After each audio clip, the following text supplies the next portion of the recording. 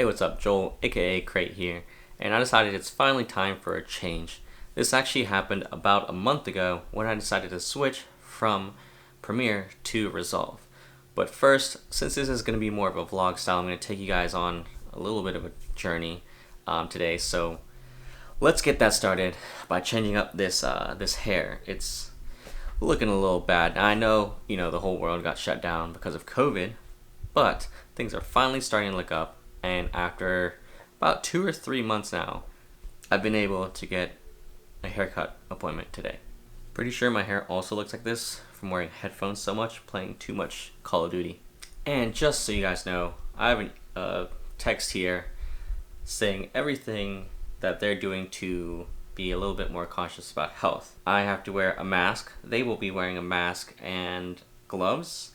And then we have to sanitize hands before entering. They're closing down the waiting area, so pretty much you're gonna have to stay in your car. You call or text them when you're there, and then they'll let you know that you can come in, I guess. You gotta leave all your bags in your car. Looks like this is gonna be pretty safe, at least as safe as it can be. Yeah.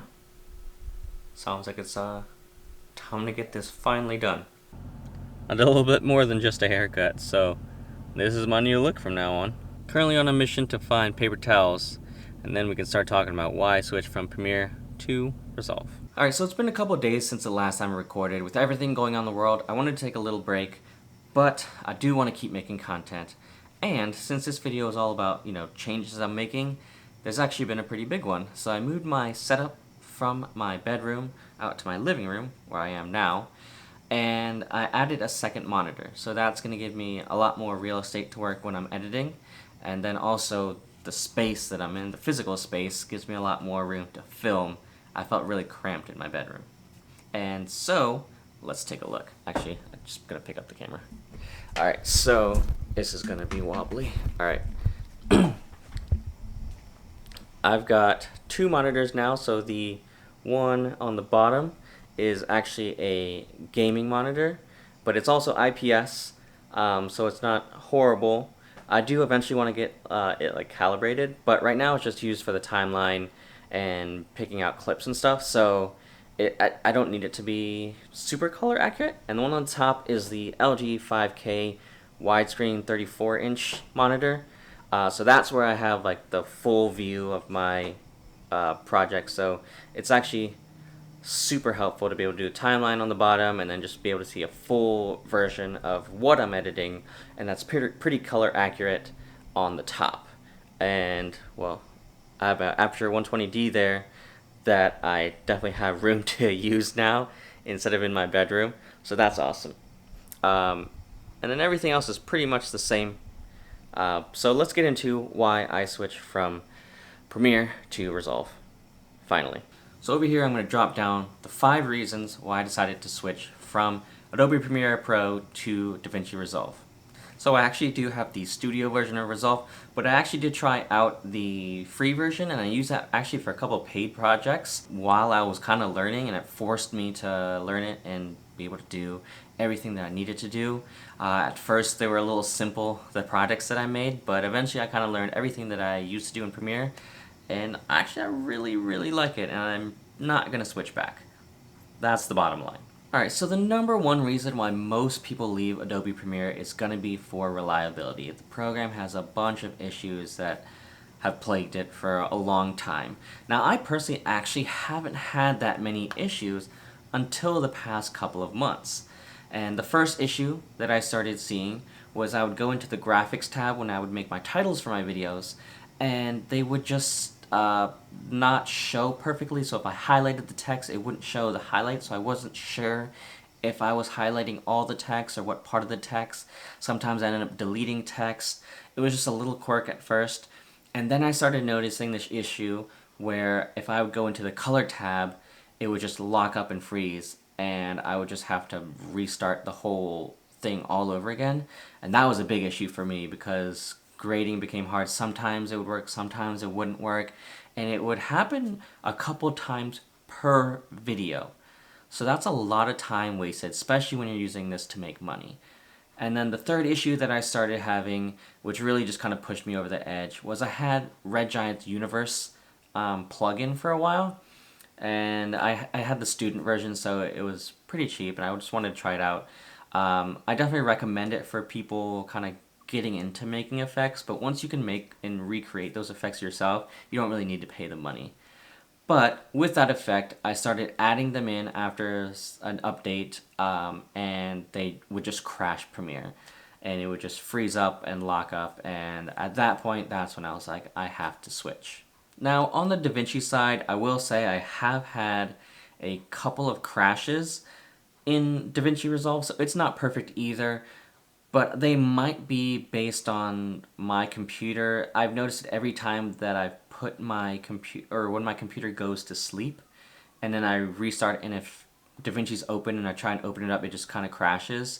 So by that time, I've probably saved, and it's just gone to sleep, and that might just be with something with Windows and DaVinci not working well. So it's not the hugest issue, but it is kind of annoying, I guess. So the number two thing is performance. And to me, in my workflow, the number one thing I care about is playback performance, which is really tied into GPU a lot of the times. And it plays back most of my footage that I take pretty well. I have noticed with the EOS R, the 4K files, and I think this is mainly because of the compression.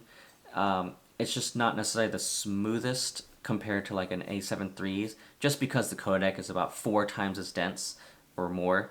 So that's just really based on your computer. But I have noticed a slight improvements. I have noticed a slight improvement in DaVinci Resolve as far as playback goes. I think it's just slightly more optimized. With that being said, I switched just a couple weeks before Adobe announced their whole NVNC, whatever, encoding for exporting time. So the next bit I'm about to say might be different, and I'd love to see some tests. I'm not going to start paying for Adobe just to do this test. But, if you know some tests, you can go ahead and leave them in the comments. But the encoding time or the render time was miles faster, and at first I never really cared because when I was done with the project, I just export it, walk away, go do something else. But I've actually learned to do something kind of cool because my render times were a lot faster. So I was able to do a couple different presets for videos that I had for clients, so I could render out a 720p, a 1080p, and a 4K file all before probably Premiere would have done it. So if I had a 4-minute video that went out in Premiere, and this was at Premiere, I was exporting at about 40, anywhere between 45 to 60 megabits per second, and it would take a 4K file roughly about 10 to 15 minutes. In Resolve, I'm getting about 1-to-1 with my PC. So I can actually export that 4K, 1080p, and 720p files.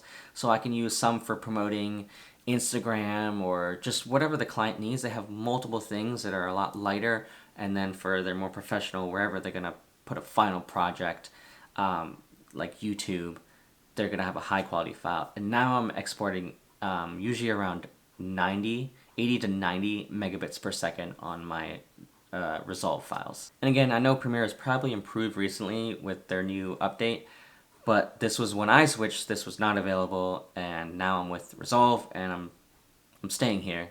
This is just why I'm using it, not a review.